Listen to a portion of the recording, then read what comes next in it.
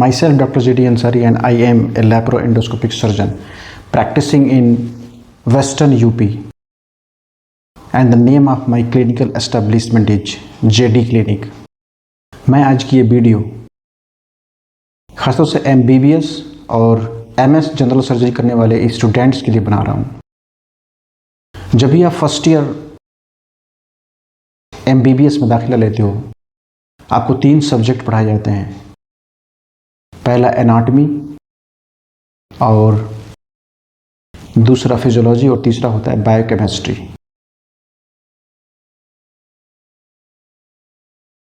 जिसकी physiology strong होती है वो जनरली मेडिसिनल ब्रांच चूज करता है, और जिसकी एनाटॉमी स्ट्रांग होती है वो जनरली सर्जिकल ब्रांच चूज करता है।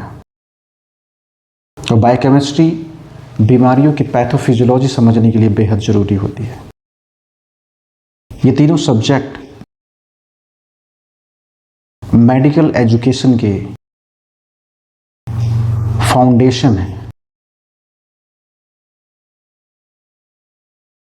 जैसे कि आपको मालूम है कि आप फर्स्ट ईयर में एनाटॉमी, थ्योरेटिकल एनाटॉमी पढ़ते हो, और एटलस के जरिए उसका 3 डायमेंशनल इमेजिनेशन करते हैं, और डिसेक्शन हॉल में हम कैडेवरिक डिसेक्शन करके एक एनाटॉमी के बारे में, ह्यूमन एनाटॉमी के बारे में एक मोटा मोटा आइडिया लगाते हैं।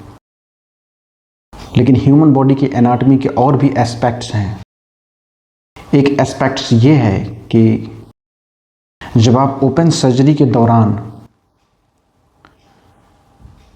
नेकेड आई से ह्यूमन बॉडी के स्ट्रक्चर को देखते हो, एक दूसरा एस्पेक्ट ये है कि जब आप हाई रिजोल्यूशन टेलीस्कोप के ज़रिए लैप्रोस्कोपी में ह्यूमन बॉडी के ऑर्गन्स का स्ट्रक्चर देखते हो, और एक तीसरा एस्पेक्ट होता है कि जब आप ह्यूमन बॉडी के इंटरनल ऑर्गन्स को अल्ट्रासाउंड के ज़रिए देखते हो, और एक चौथा एस्पेक्ट होता है जब ह्यूमन ऑर्गन्स को आप सीटी स्कैन के ज़रिए देखते हो, और एक पांचवा एस्पेक्ट होता है कि जब आप ह्यूमन बॉडी, ह्यूमन ऑर्गन्स को MRI के ज़रिए देखते हो। ये सारे के सारे ह्यूमन बॉडी की एनाटॉमी के एस्पेक्ट्स हैं, और ग्रेजुअल मेडिसिनल और सर्जिकल प्रैक्टिस में हमें इन सब को समझने की एबिलिटी को गेन करना पड़ता है। मैं ख़ासतौर से MS जनरल सर्जरी करने वाले स्टूडेंट्स को ये बताना चाहता हूँ कि मौजूदा वक्त में सिर्फ ओपन सर्जरी सफिशिएंट नहीं है। मौजूदा वक्त और आने वाला जो वक्त है उसमें ओपन सर्जरी के साथ आपको लैप्रोस्कोपी और एंडोस्कोपी आना बेहद ज़रूरी है। There is no hope without scope. क्या होती है लैप्रोस्कोपी?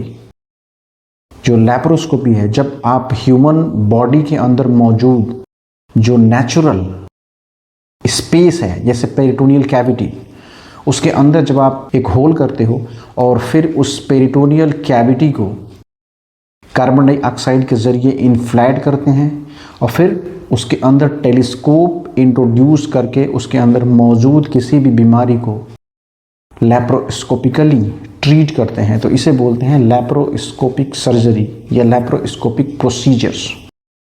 और जब कभी आप नेचुरल ओपनिंग जैसे ओरल कैविटी या थ्रू एनस या यूरेथ्रा के थ्रू या वेजाइना के थ्रू कोई रिजिड या फ्लेक्सिबल स्कोप इंट्रोड्यूस करते हो किसी बीमारी को जानने के लिए या उसके ट्रीटमेंट के लिए, that is known as the endoscopy.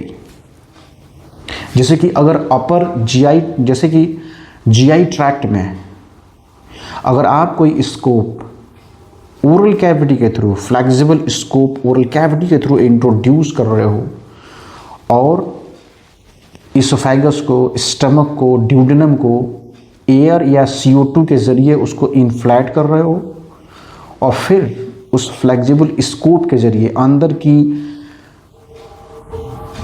जो डिजीज को डायग्नोस करते हो या इंडोस्कोपिकली उसे ट्रीट करते हो, that is known as the upper GI endoscopy, gastroscopy, ERCP.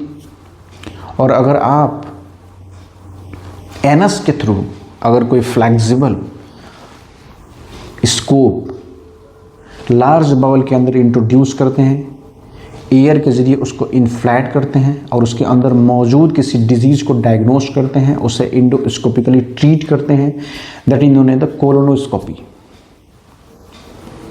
और ऐसे ही जेनाइटो यूरिनरी ट्रैक्ट के अंदर जो नेचुरल ओरिफिस है, जैसे यूरेथ्रल ओपनिंग या वेजाइनल ओपनिंग, इसके थ्रू कोई रिजिड या फ्लेक्सिबल स्कोप इंट्रोड्यूस करते हो और फिर जो जेनाइटो यूरिनरी ऑर्गन्स हैं उसकी जो ल्यूमेन है उसको आप एनएस से या ग्लाइसिन से पुश करके उसको इन्फ्लैट करते हो और फिर उसके अंदर की पैथोलॉजी को डायग्नोस करते हैं या इंडोस्कोपिकली उसे ट्रीट करते हैं, तो उसे बोलते हैं endoscopic procedures, just like cystoscopy, hysteroscopy, ureterorenoscopy, TURP, TURBT, RIRS या फिर URS.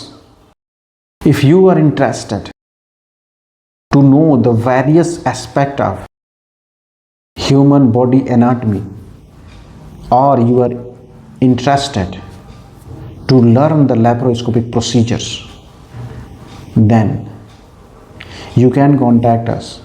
Our center is fully dedicated for laparoendoscopic procedures and training. Thank you for watching.